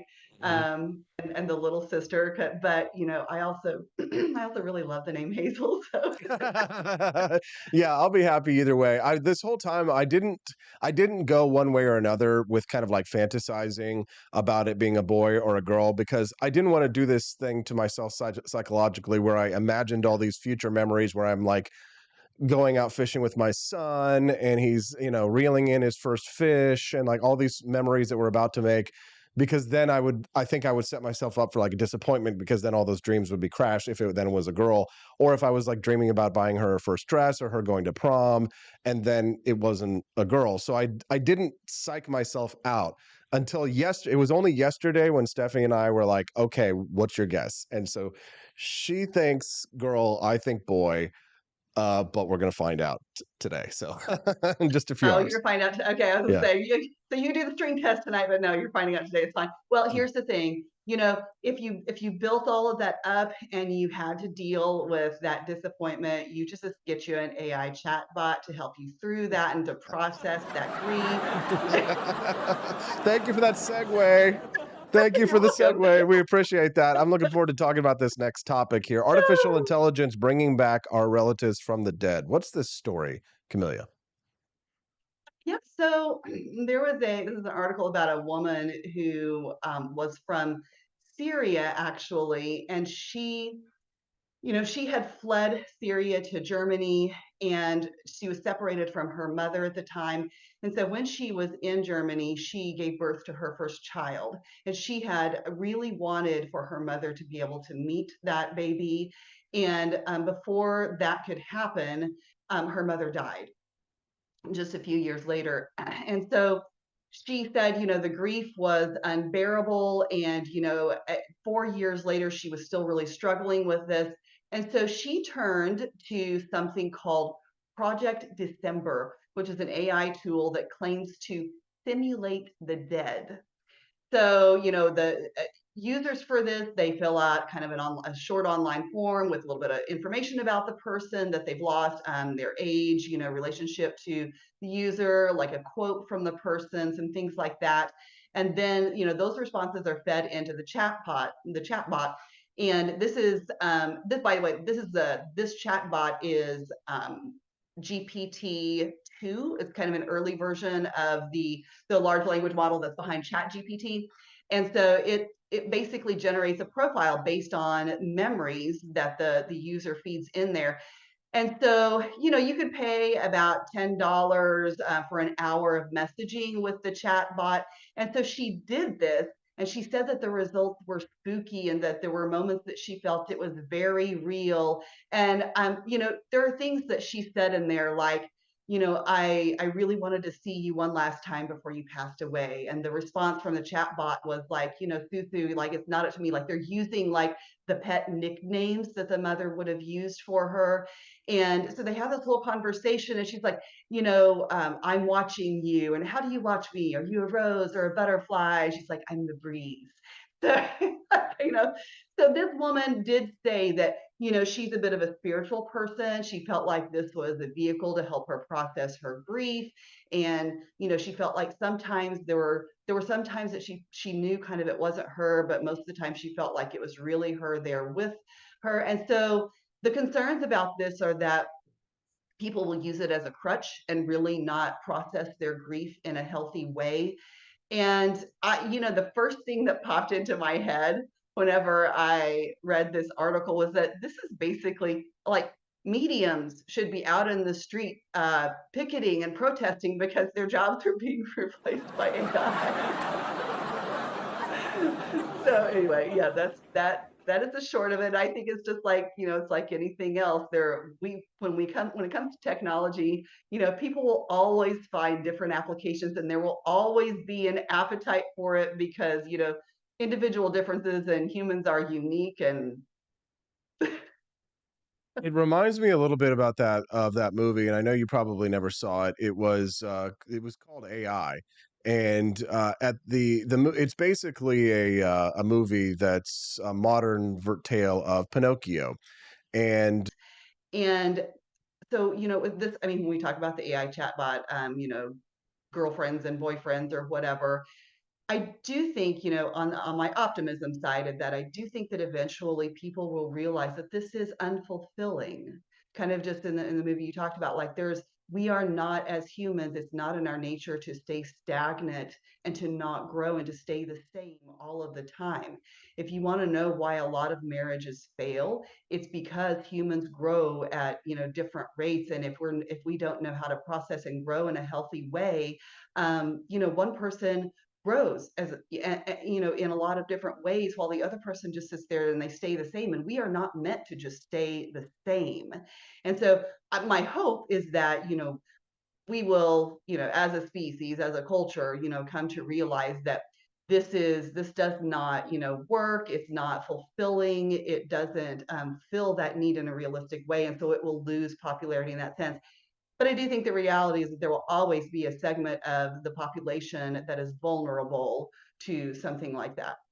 Yeah, well, we've talked about the dangers, we've talked about the liberties. Is there anything else you'd like to share, Camelia, before we let you go today? Well, no, but I think when you're talking about dangerous liberty, thinking back to the whole TikTok drama, I would encourage people to try to step outside of the big bad China thing. And it is like, I get it, but sign of intelligence is to be able to hold two thoughts at once, right? So Sure. give it, that we cannot know. I think everybody likes to be an authority on things like this. Everybody's the expert online and we think we know it all. But the truth is that when we send elected representatives to Congress or to your state legislature, whatever it is, we elect them based on that we think that they will be able to work through these issues in a way that is best for us. And when, oh gosh, his name just flew out of my mind. But anyway, when the former senator lost it, but anyway, he said that when his constituents say, why aren't you doing what we want you to do? He will tell them that I was reliably informed that your interest was liberty, and I am doing the very best that I can toward that end. And so I do think that there's a certain level of trust we have to have in our elected representatives, and this is one of those times. And if our elected representatives feel like that we are going to bash them over the head because we don't understand every nuance of a bill because we don't see it in front of us, they will make the wrong decisions. So you want representatives like Thomas Massie and Rand Paul, Mike Lee, who will take the information that they have and make the best possible decision that they can, knowing that they have more of that information than you and I have, and we have to trust them to a certain extent with that. I trust Rand Paul and Thomas Massie and Mike Lee and not many others. Camelia Peterson, thank you very much for your time today. Hope you enjoy the show tomorrow. I think it'll be a lot of fun. Have a great weekend. Have a great day, everyone. There you go. What do you guys think of Camelia Peterson? Send us a text at 573-319-1586. We appreciate you all very much for tuning into the show. Over 1,000 people have been watching us live, and it stayed strong all morning. Thank you very much. A lot of people they really enjoy my shirt. This shirt costs $19.99 plus theft. Well, you can get this shirt over at apforlibertyshop.com. And it looks like we are running out of time. So if in the next 30 minutes, if we don't raise at least $50 in Rumble rants or purchases from the shop, then that means that today's bonus content goes away forever. No, God! Yeah, so get your Rumble God, rants in please, quick. And or just go to apforlibertyshop.com. If we sell at least 2 t-shirts, that's all we really need in order to raise enough money to unlock today's mini documentary, Kids of Liberty. You don't want to have today's show be the first show that we failed to unlock the bonus content, do we? So make a Rumble Rant donation now or go to apforlibertyshop.com while I go to the commercial break to get our next guest, Charles Sauer, an economist, to discuss his thoughts on that TikTok ban bill. Don't go away. Go to the shop. Get yourself a couple shirts. That'll unlock the bonus content, and we'll be right back on the Wake Up America Show at wakeupamericashow.com. Want an engaging website to boost your business? you're just a click away from 5-star Fiverr talent. Hundreds of freelancer skills like web design. Head to Fiverr.com today and get something started.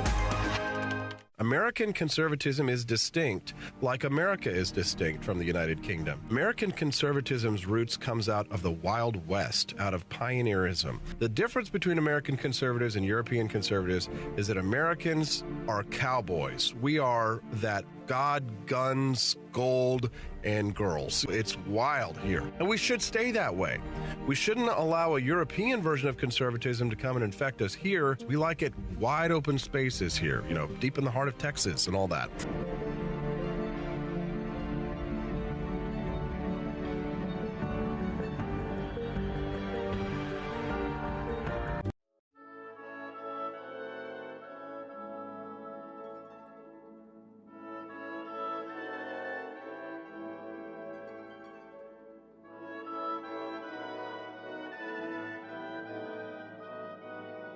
Hey there, it's your favorite Vice President Joe Biden. I wanted to talk to you today about the Wake Up America show, the best source for all your political news and commentary. But before I get started, let me just make sure I have all my notes in order. Okay, where was I? All right, the Wake Up America show. It's a great way to stay informed and make your voice heard. Boy, what was I saying again? Oh, right. The Wake Up America show. It's important that we all stay engaged and knowledgeable about what's going on in our country and, you know, the thing. But hold on, where was I going with all this? Oh, yeah. The Wake Up America show. It's a fantastic resource. And if you really want to make a difference, man, you can sign up to be a monthly donor at wakeupAmericaShow.com/support. Now, where was I? Oh, that's right, the Wake Up America show. So if you want to stay woke and support a great cause, head on over to wakeupAmericaShow.com/support and sign up to be a monthly donor today. And if you're feeling generous, you can even give a donation in my name. Thanks for listening, and keep on keeping on, America. Come on, man.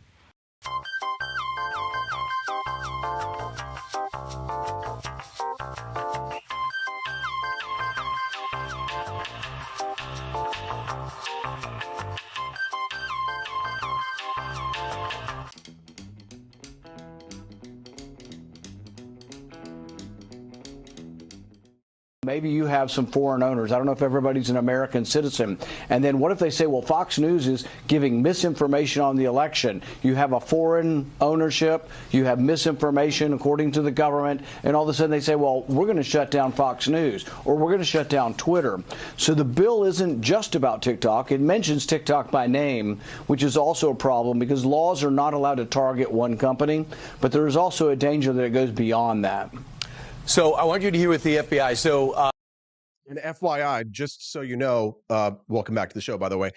Rand Paul is correct. Fox News does have foreign ownership, but let's let this clip play out, and then I'm bringing in my next guest. In terms of banning it, I think national security should trump that. And it being that we're finding out that Beijing is designing this algorithm to help divide America over the hot issues that you debate every day in Congress, from race to gender and all these other things, knowing that it's been around since 2016, Gordon Chang came out and says it's like allowing 170 million spy balloons over America. And here's what the FBI director said yesterday. That kind of influence operation, or the different kinds of influence operations you're describing, are extraordinarily difficult to detect, which is part of what makes the national security concerns represented by TikTok so significant. Americans need to ask themselves, 20% by the two Chinese software engineers who developed it, the entrepreneurs who began the business, and 20% by their employees, 7,000 of whom are American. So it's a very diverse ownership. It's not owned by the Chinese government. In fact, on TikTok's board, there are no Chinese nationals that control this that are associated with the government at all. They're CEOs from Singapore. So this is an international corporation, and like every other international corporation, they deserve their day in court. You can't just take their property. Look. Yeah, that's right. Senator Rand Paul. Give it up. Joining us live on the show today for his very first time on this program is Charles Sauer. He wrote a piece over at Real Clear Markets that got my attention. He wants to share his thoughts with you today. Charles, welcome to the show. We're glad to have you, sir. Thanks for having me on. I'm glad to be here. Yeah, you were saying during the break about how it's kind of lonely over here on the side of freedom, isn't it, Charles? Yeah, I mean, there's some of these backroom meetings that I'm invited to on Capitol Hill. And when this issue came up, I looked around me and there was only one other person in the room that was going to stand up on this side, and it was Rand Paul's staffer. But we kind of took on the room, and it was an interesting response. The people that were supportive of the bill kind of took turns trying to parry our shots at the bill.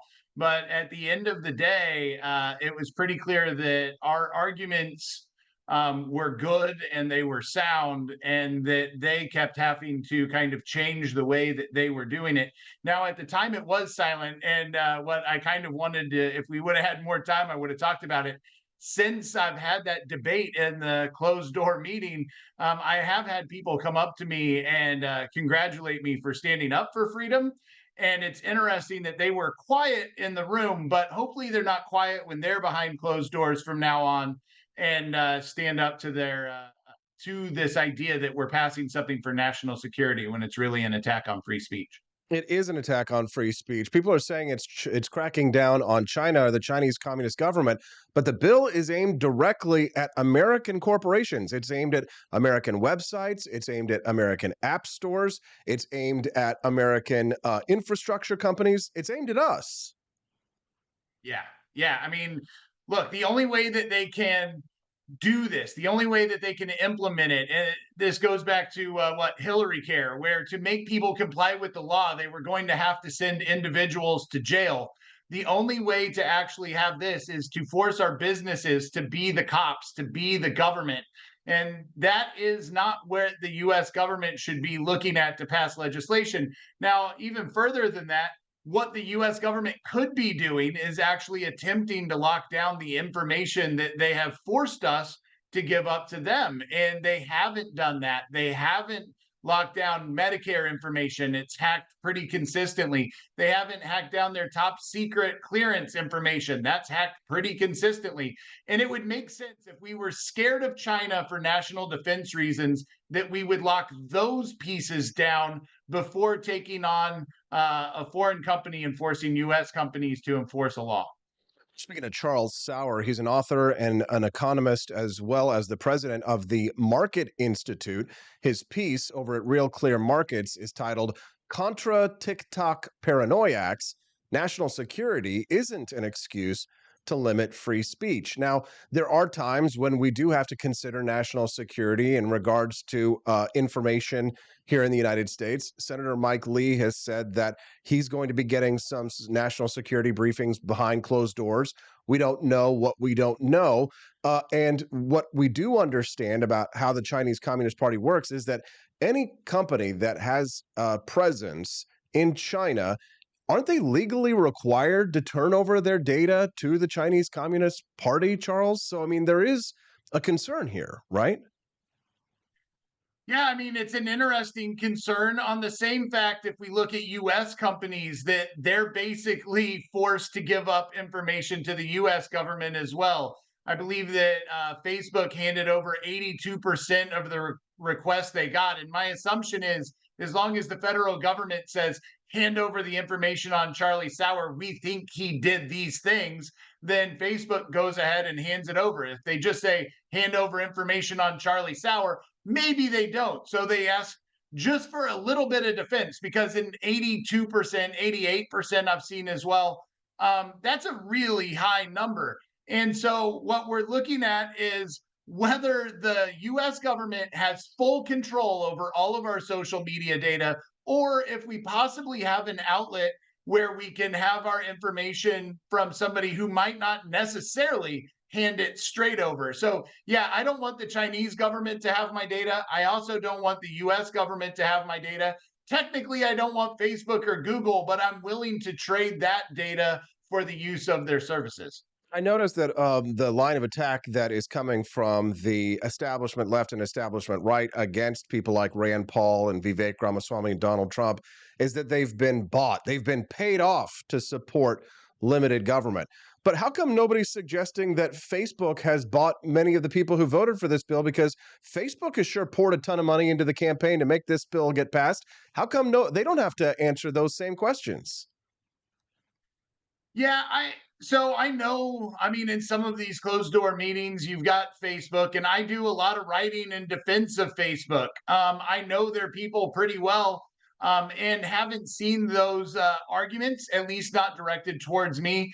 But at the same time, I do think that if you're going to use an argument one way, you open yourself up for attacks in the other. And we know that all of these companies are spending large amounts of money in Washington, D.C., largely because our government is too big to start with. If we had a small enough government where, as Grover Norquist says, we could put it in a bathtub and drown it, we might not need all of these companies in Washington, D.C. all the time. But the fact is that they're here, they're donating, they're active on Capitol Hill, and they're active in the policy circles.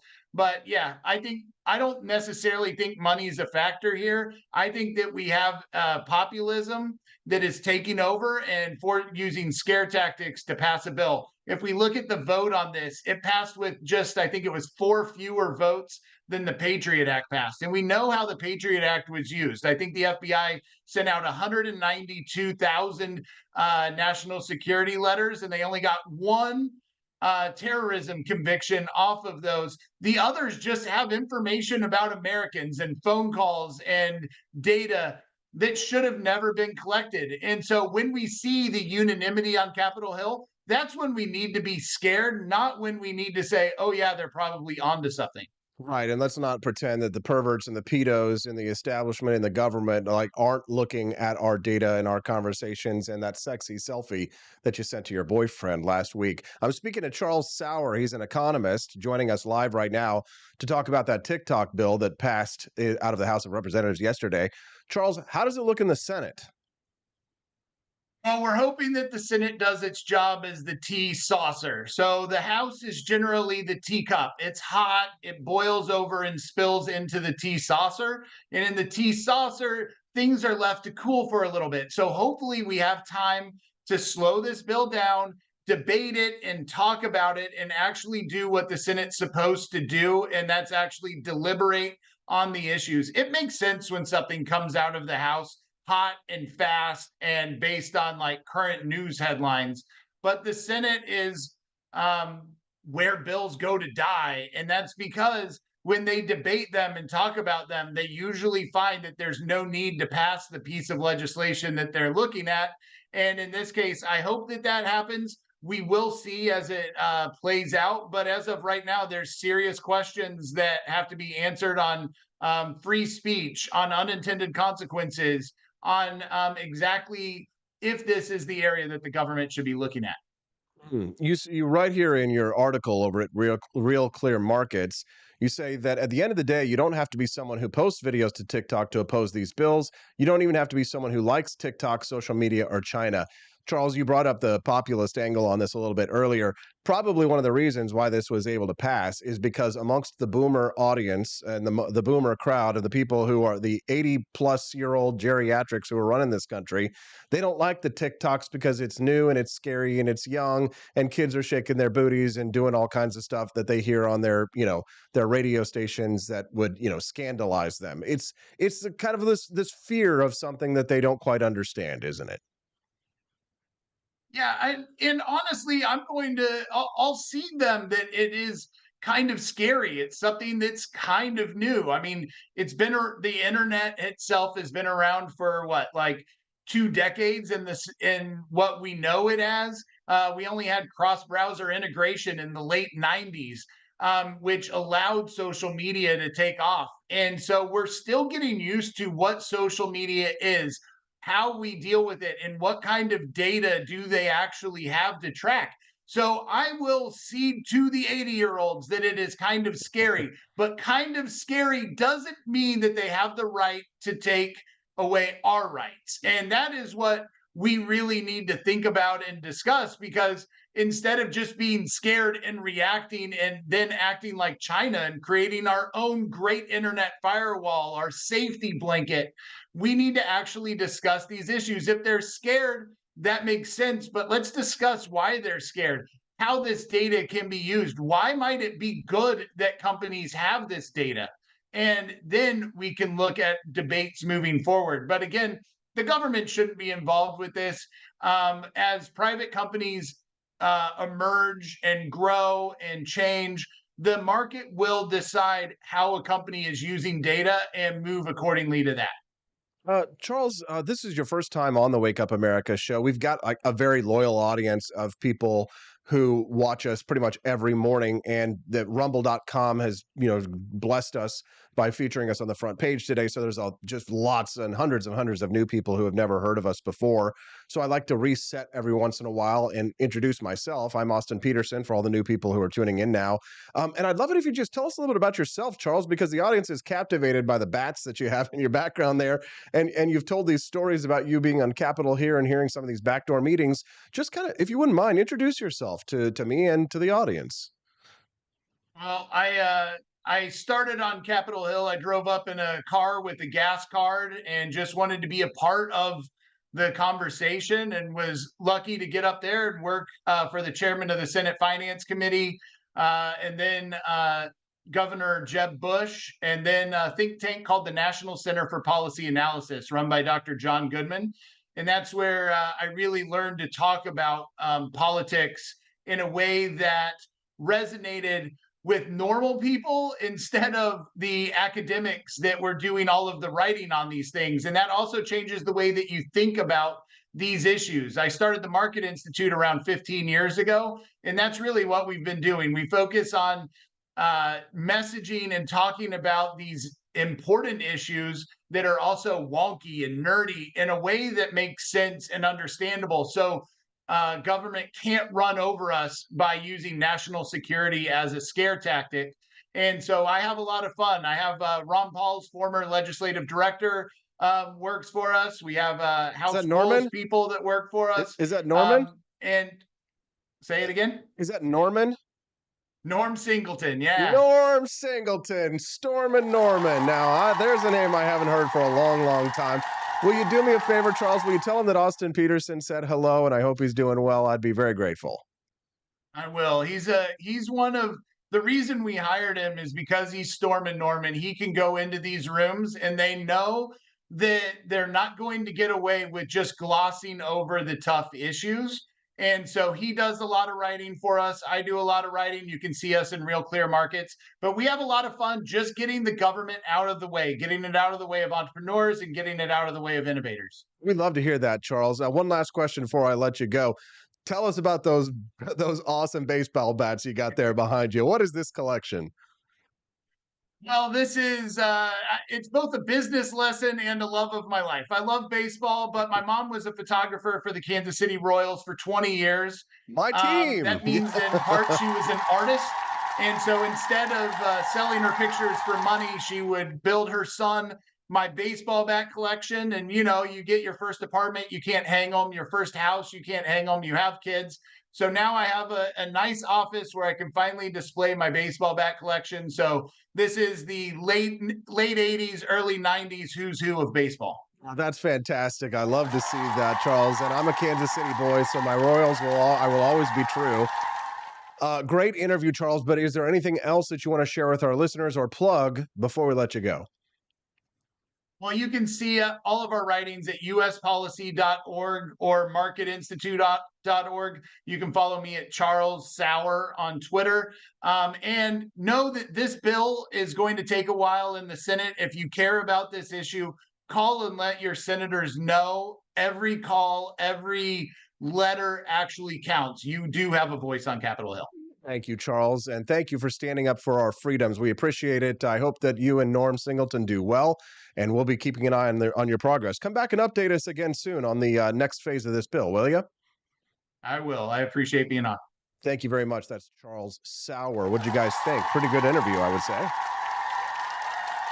Excited to hear what they had to say. Let's let Rand Paul finish talking about our freedoms here, and then I've got some good news. You guys unlocked the bonus content today. Thank you for that. Somebody bought a pair of the Javier Milei shoes. And Robbie George bought a delicious box of coffee. Thank you very much. And I saw we did get some super chats earlier, but they flew by before I had a chance to see who they were. I think it was Quest Fanning and Mommy and maybe Robbie George as well. Thank you guys. Appreciate that very much. Let's continue. Let's finish this Rand Paul interview with Brian Kilmeade. It's trending worldwide on Twitter or X.com right now. And then I'll play your bonus content and we'll say goodbye. Not saying we should allow banning anybody to do business with the Saudis because they have an unsavory government as well, and because they spy on their people. Senator, did you see the hearing, or were you part of that hearing? I can't remember what committee it was in front of, when the CEO of TikTok was there trying to rationalize why we should leave it in this country? You know, I wasn't in that hearing, but I do know that they have been working very closely with our government to try to adhere to anything they can do to stay open in our business, in our country. They've offered and actually have transferred most of their data to Texas, to an Oracle cloud. They have review of the data by Oracle to make sure it's being controlled here. They're offering to go through what's called CFIUS. CFIUS is a procedure where foreign-owned countries are trying to work to have American boards. They've also worked with the government to try This is the fundamental. I know about the Texas project, and I wish it was effective, but it isn't. We put $1 billion into it, or they did. But they did. He could not assure that's an opinion, that Brian. ByteDance. That's your opinion. That's your opinion. No, nobody thinks the Texas project did. No, but nobody thinks. Let me finish. Nobody thinks that. Let him finish. You make me Texas so project is up. How dare you interrupt Rand Paul? Been running and is effective. I do. So the thing is when you say nobody believes that it is. And let me just finish. They could not answer. The CEO would not assure that Beijing would not have access to personal information for 170 million Americans. And their news feed, which is number one with young people. It is true. The number one with young people even if it were true, Brian, it's an allegation. You are making allegations against a company owned by Americans, and you have to prove it in court. Who owns that company? Who owns that company? ByteDance. ByteDance is owned by China. No, it's not. See, that's a lie, and you're defaming the country. You're defaming the company. 60% of it is owned by international investors, 20% is owned by the software developers who are Chinese, and 20% is owned by the employees, 7,000 of whom are Americans. So it's a complicated controls the algorithm? But it's not owned by the government. It's not about profits. Who owns the algorithm? TikTok owns their own algorithm, and it's actually not in China. TikTok? ByteDance. And who owns ByteDance? The Chinese government. No, they don't. See, you've just told a lie, Brian. You can't say on TV something that's a lie about a company. That is an out-and-out lie, and it's provably false. And they're not owned by the Chinese government. Guess what? The Saudi government owns part of Fox TikTok News. is owned privately, 60% by international investors. ByteDance controls the algorithm. That's all that matters. You're talking about profits. Let me finish. I've been listening to you. Let me finish the answer. 60% is owned by international investors who have made investments in this. 20% is owned by the 2 Chinese software engineers who developed the app, and 20% by their employees in an who controls the algorithm. And 7,000 of them are Americans, and the algorithm's not in China. Everything is held outside of China.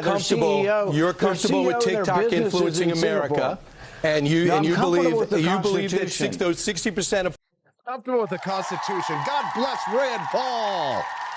God bless Rand Paul. Jeez, that official, is this driving you guys crazy right now, or is it just me? Foreign ownership controlled it. Senator, thank you so much. I got to go to Constitution. I got to go to. You cannot take people's property without due process. Right. If you believe that there's a national security exemption there is a national to the Constitution. They're taking 7,000 Americans who are part owners of TikTok. They're taking their property without due process. Thank you, Rand Paul. He's comfortable with the Constitution. Then you believe that Fox News could be shut down, that Twitter could be shut down. Senator, thank you very much. Rand Paul, the man. Appreciate you all for supporting the Wake Up America show and for unlocking that bonus content. I owe it to you. I got to play it now because the show is almost done. Enjoy this mini documentary about Kids of Liberty, one of my favorite little mini docs I've produced. Watch. Over his lifetime, Clem's military service spanned 44 years, including participation in the Spanish-American War, ultimately retiring as the last... Well, what did you think? Was that a good show or was that a good show? Dang! You love to see it. Great interviews. Camellia Peterson. We spoke to Charles Sauer. We fought for liberty. We heard from Rand Paul. He was batting around Kilmeade like he was a little child, just total smackdown. It was awesome. It was hilarious. Kind of infuriating. If you really enjoyed the show today, don't forget to click the like, follow the channel, because I know for many of you who are joining us here, you're probably here for the first time. So if you click that follow button, you won't forget to join us again tomorrow on the Wake Up America show. If you haven't already, of course, visit the Grift Shop, we call it. No, not the gift shop, the Grift Shop. Apparently I'm a grifter after all. So visit apforlibertyshop.com. Grab yourself a box of delicious founding flavors. May I recommend what I'm drinking today? If it's your first time getting a box of our coffee, Washington's Revolutionary Roast. It will paint a Constitution-wide smile on your visage. Yes. And I've got all my real teeth, unlike our first president there. All right. The Wake Up America show will be back tomorrow, but tomorrow's going to be a little bit different. It's going to be a little bit weird. That means that it's not like our regular Freedom Family Friday. Tomorrow, we have a birthday party for Stephanie on the show. It's her birthday. And we're having a baby shower for the baby. And we're having a gender reveal party for the baby. So it's just going to be wet, wild, weird, and wacky. We're going to give away prizes. You guys get to play trivia games and quizzes. Tomorrow's show is just going to be a whole lot of fun and a complete departure from the norm. But don't worry, if you like the political news talk, then Monday through Friday, typically that's how it goes. So if you click follow, and tomorrow birthday parties and baby showers aren't your thing, next Monday you'll be back and we'll have a lot of fun talking about politics and news and goofing around. I'm glad to have you here. It's so much fun hanging out with all my friends. Thank you for supporting us with that mini documentary bonus content. You unlocked it. You're amazing. So far, we have a complete and full run, and we haven't had to worry about missing out on any of that bonus content. You've unlocked every single one, every single day for the last month. I'm going to keep producing it because you keep buying it. Thank you. Yeah. What do you got? Oh, Steve CRA says he's going to need a baby interview. Yeah, don't worry. Whenever Stephanie gives birth, we'll make sure that you guys get to see the baby. We'll bring the baby out for sure. You'll get to meet little baby P for Liberty, but today we go to the doctor and we find out if they're a Hazel or if they're a Wade. Send in your guesses, send in your texts at the number that you see down there at the bottom of the screen, and we'll see you guys tomorrow on the Wake Up America show at wakeupAmericaShow.com. Go ahead, exit through the Grift Shop. See you tomorrow.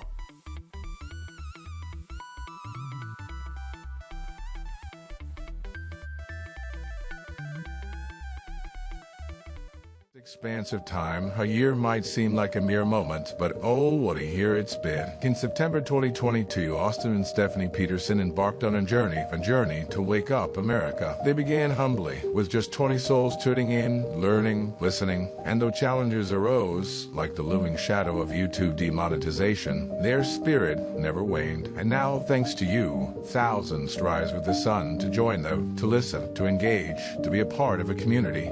So here's to you, and to Wake Up America, for memories shared, for friends made, for the journey ahead, and for never, ever forgetting to rise and freedom. Happy anniversary.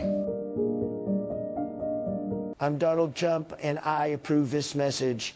Believe me, Austin Peterson is the best. He's got the greatest Wake Up America show I've ever seen. Whenever I tune in the mornings and watch the live stream, let me tell you, he has got the absolute best content. I love his guests. It's just a total blast to watch, and I highly endorse and recommend the Wake Up America show. It's terrific, believe me. Is the outdoor of your home about as exciting as a library? Then spice it up and unbore your space with our custom metal signs. Crafted with love and a bit of libertarian magic, you can customize your own metal sign at apforlibertyshop.com. So head to apforlibertyshop.com, customize your own metal sign today.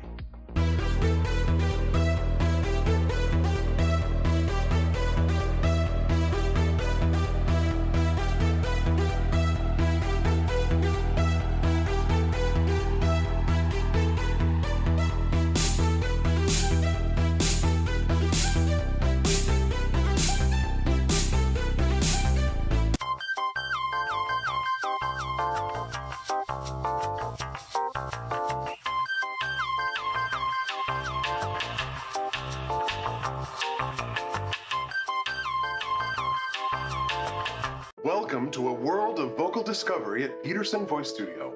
I'm Justin Peterson, here to guide your musical journey. Envision a place where your voice reaches new heights, where every note tells a story. We embrace all singers, from the enthusiastic shower vocalists to aspiring stars, ensuring each voice finds its unique rhythm and tone. Are you ready to elevate your voice? Visit PetersonVoiceStudio.com and sign up for remote lessons tailored just for you. Let's begin this melodious journey together.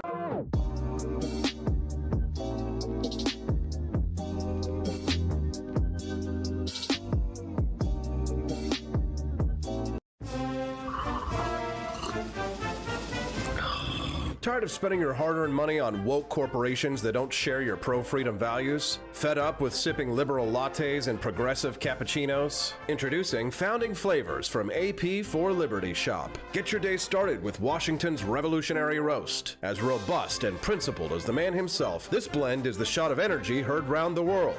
Or maybe you want to taste the fervor of freedom with Adams's Patriotic Perk. It's as dynamic and balanced as the U.S. Constitution, sure to awaken your spirit of liberty. For the aficionados, we've got the Jeffersonian Java, a complex mix of flavors that speaks volumes about your refined tastes. And don't forget Betsy's Liberty Lullaby, our decaf option, crafted with the same care and dedication Betsy Ross put into our Star-Spangled Banner. This blend lets you enjoy the taste of freedom anytime without losing sleep. No woke beans here, folks. Just pure, patriotic, pro-freedom flavors brewed with love for liberty. So why compromise your principles for a cup of coffee? Stand up for your values, perk up your patriotism, and start your day the American way. Get your Founding Flavors at apforlibertyshop.com.